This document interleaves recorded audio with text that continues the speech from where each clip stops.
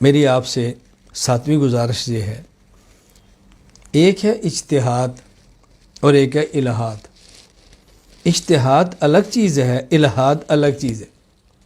اجتہاد کا معنی یہ ہے ایک مسئلہ پیش آ گیا اور قرآن کریم میں صاف لفظوں میں اس کا حل موجود نہیں تھا۔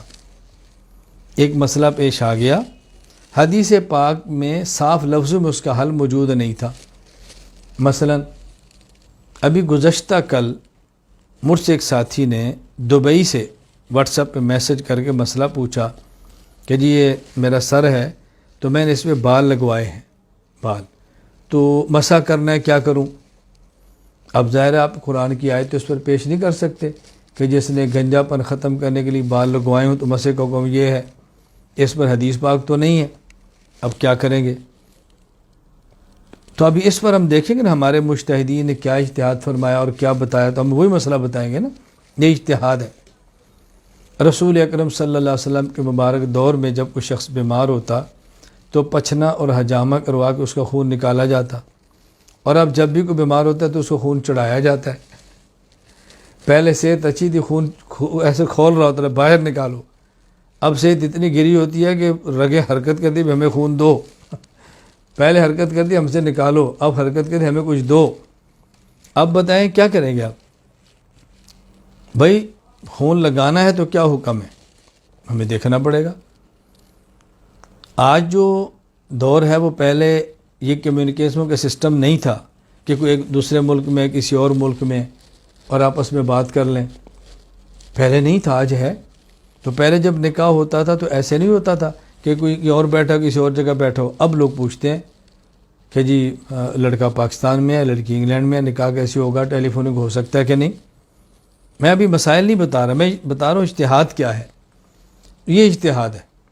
اور الہاد کیا ہے کہ ایک مسئلہ قرآن کریم سے ثابت ہے، یا ایک مسئلہ حدیث پاک سے ثابت ہے، یا ایک مسئلہ ایسا جس پر امت کا اجماع ہے، فقہا جمع ہے، اجماع امت سے ثابت ہے، میں نہیں مانتا، اس کا انکار کر دیتا، یہ الہاد ہے۔ تو اجتہاد کا معنی ہوتا ہے نئے آنے والے مسئلے کا قرآن کریم اور سنت سے حل تلاش کرنا، اور الہاد کا معنی ہوتا ہے کہ پرانے طے شدہ مسئلوں کا انکار کرنا۔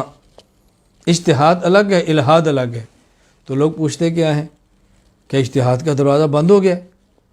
کہتے ہیں اجتہاد کا دروازہ بند نہیں ہوا، نہ اجتہاد کا دروازہ بند ہو گیا۔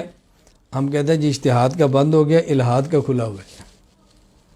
تو وہ اپنے الہاد کو ہم سے اجتہاد کھلوانا چاہتے ہیں کہ ہمارے الہاد کو اجتہاد کے۔ ہم تمہارے الہاد کو اجتہاد کیسے کہہ سکتے ہیں؟ دیکھو، ایک ہے مجتہد مطلق جو اصول بھی خود نکالے، پھر اصولوں سے مسائل بھی خود نکالے، ایسا اجتہاد تو درجہ اسباب میں اب ناممکن ہے۔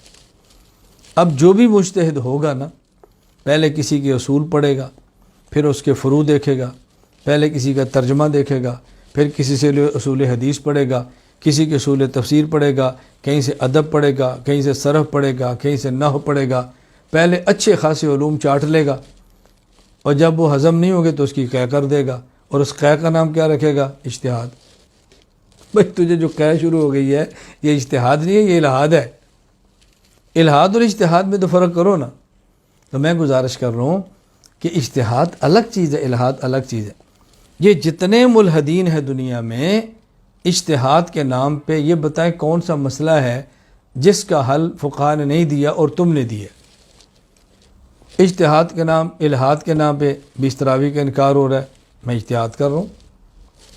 سر پہ ٹوپیاں پگڑیوں کا انکار ہو رہا ہے، میں اجتہاد کر رہا ہوں۔ رسول اللہ صلی اللہ علیہ وسلم مبارک سنت جو واجب ہے، داڑھی رکھنا، اس کا انکار ہو رہا ہے، اجتہاد ہو رہا ہے۔ گانے سننے کا جواز پیش کیا جا رہا ہے، اجتہاد ہے۔ عورتوں کو بے پردہ کیا جا رہا ہے، اجتہاد ہے۔ یہ کون سا اجتہاد ہے؟ یہ تو الہاد ہے۔ تو اجتہاد اور الہاد میں فرق سمجھنے کی کوشش کریں۔ اجتہاد الگ ہوتا ہے، الہاد الگ ہوتا ہے، دونوں میں بہت بڑا فرق ہے۔ میں نے اس سے گزارش کی ان باتوں کو سمجھنا بہت ضروری ہے، ورنہ الجھنیں پیدا ہوتی ہیں۔